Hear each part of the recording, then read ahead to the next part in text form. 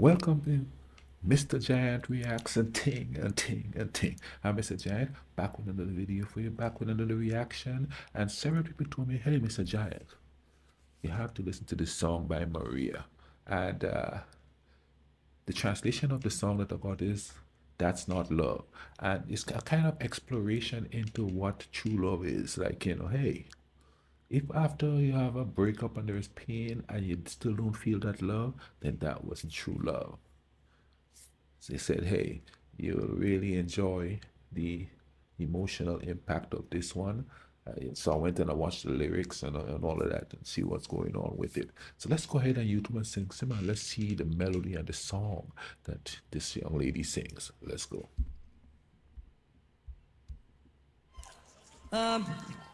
Maki, možeš da sviraš neki klavir lagano? Beograde, došli smo do poslednje pesme za večeras. Puno je tužnije od toga. Obično kada dođe kraj koncerta, svi zaboravimo da kažemo hvala ljudima bez kojih ovo ne bi bilo moguće. Broj 1. Bez svih možemo, ja mogu bez svih, a pre toga zamolila bih sve kolege koji su bile na sceni večeras da se vrate na scenu, da budu zajedno sa nama bez obzira što ne sviraju. She's so calm and like she's just talking to some friends.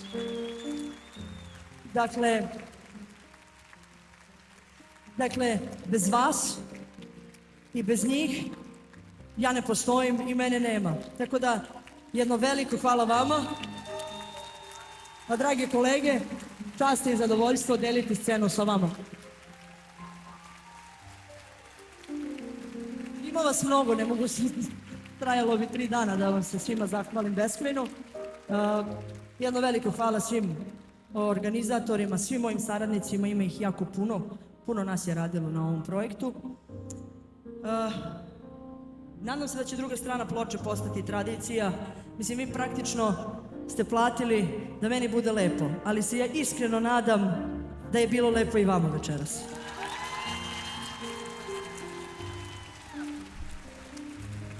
Niste bili...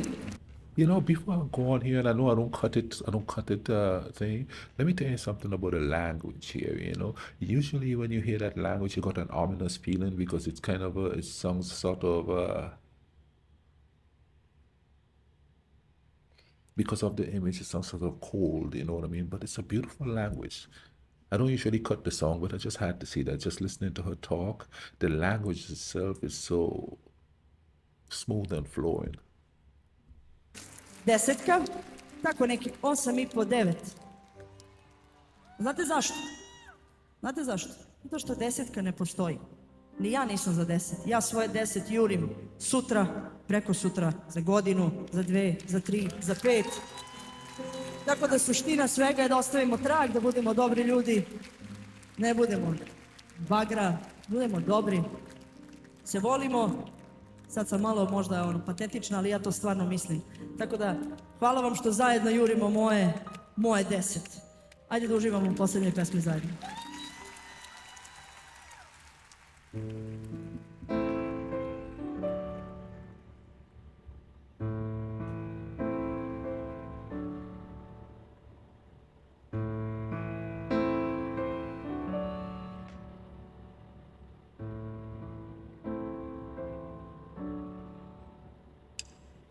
Kad se dvoje srcem zabole,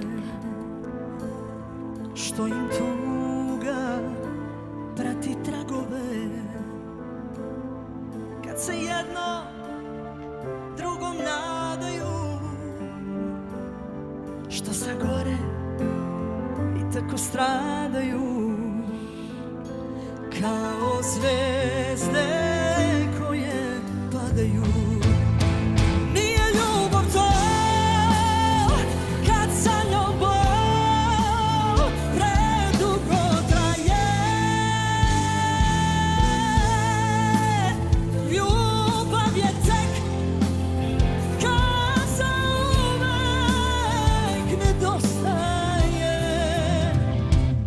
Ostariš sve zaboraviš, a ona ostane. Nije ljubav to, kad sa njom bol predugo traje. Ljubav je tek kad zauvek nedostaje. Kad ostariš, sve zaboraviš, a ona ostane. Hvala Beograde!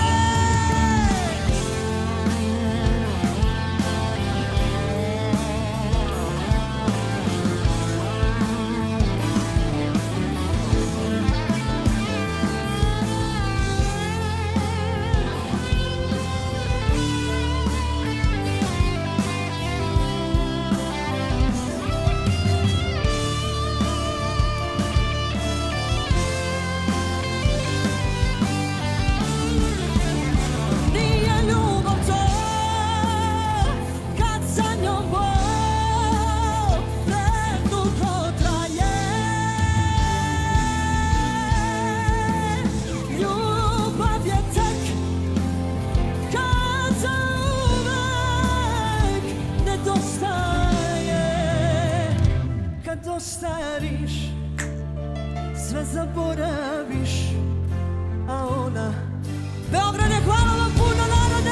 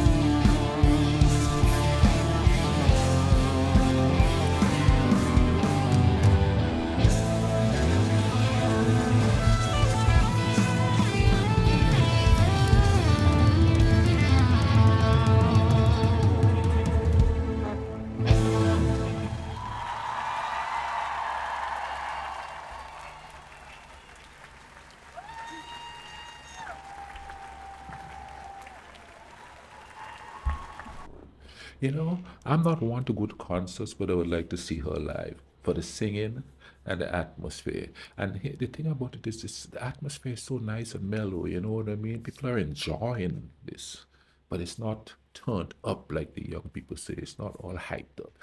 They're enjoying it and stuff, and maybe some people are dancing and stuff in the audience, but you know what I'm saying? Her personality have this calm demeanor on the people, you know. And this song was a pretty hyped up type of song, you know, and I'm talking about the instrumental and stuff like that, you know.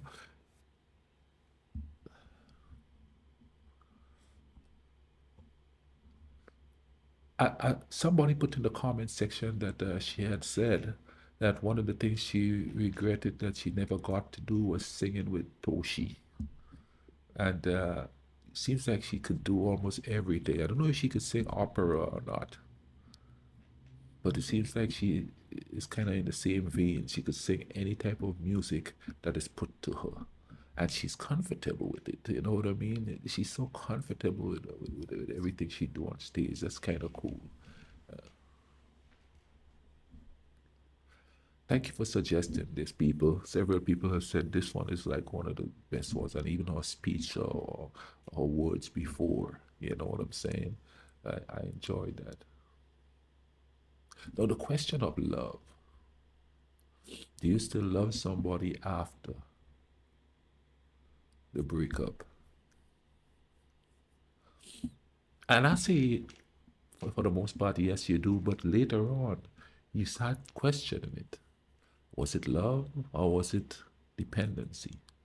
Was it a longing for what used to be before things go bad with that person because that's the example you have of how it should be, you know, especially if things were really good before and then it went sour. So, no, as far as I'm concerned, I'm the type of person, if I get to know you, if I really get to know you, I'm gonna always care about you. And I guess that's what most people, but a lot of people will always like, you never say anything bad about your ex. You never complain about your ex. You never this and you never that. Then what's the point in harping on the negative stuff? No, I don't usually just talk about her unless somebody bring her up. But I'm not gonna go out there and say, "Oh, my ex did this and my ex did that." That's water under the bridge. It's not gonna solve anything by bashing people. You know what I mean? It's not gonna make me feel good. I know it makes some people feel good, but it's not gonna make me feel good. Shoot, I know my ex probably talks trash about me, but that's on her. That's for her conscience to deal with. You know what I mean? And judging by the recent of her coming back around and stuff, obviously, you know what I'm saying? So, no, you know what I mean? No, the question is though, was it because I loved her? And I felt love for her still. She's human, ain't she? I love all human beings, regardless to what they do to me, as long as I didn't pass on or it didn't like stop me dead in my tracks. You don't just say, I don't love you anymore, and then it's gone. It's always going to be there. It's how you deal with it that's the issue. You know what I'm saying? How you deal with it. You could make it hurt you, or you could go, hey, so that happened. Like I said before, life is a journey. It's not a new chapter. It's a journey. It happened. You roll with the fluidity. It's not easy.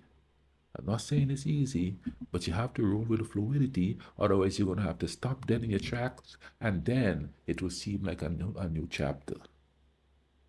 You have to go. So this marriage fell apart. Let's steady the ship and move on. And it's rough, but you have to do that to keep the fluidity of life going. So you don't lose the love. You just keep that love at the back of your head and move on. And in a way, certain things you do in your former marriage will teach you how to be in your new marriage or your new relationship, which I never had.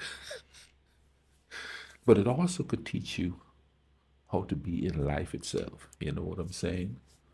Because I mean, there's different types of love, but then love is love. You know how you treat people and stuff like that.